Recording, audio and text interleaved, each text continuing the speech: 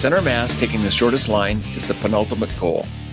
This goal is dependent upon the fundamentals found in the slalom pyramid and mastery of the previous goals of clean skis and pressure in the fall line. Let's start off with the path the skis travel. By tightening up the line to the turning pole, we have a shorter line. We can also describe the path of the skier's center of mass. Notice that the path of the skier's center of mass is shorter than the path of the skis. This is very important because it is the speed and trajectory of the center of mass that correlates with finish time, as opposed to the speed and path of the skis.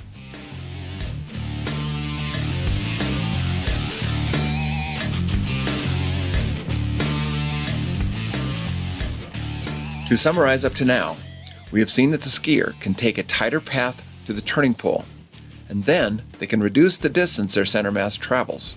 Before we go any further, we should point out that with the goal of the center of mass taking the shortest line, we cannot entirely rule out the line of the skis. First, because the skis define part of the center of mass of the skier, and secondly, since they are connected to the skier, they define two of the three cardinal directions of the shortest line.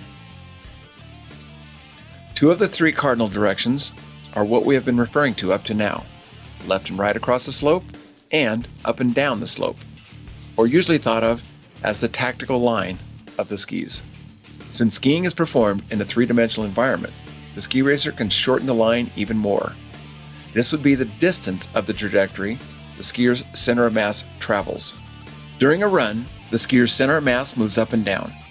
Some of this is especially important to influencing the action of the skis, such as the resulting lowering of the center of mass during extreme edging.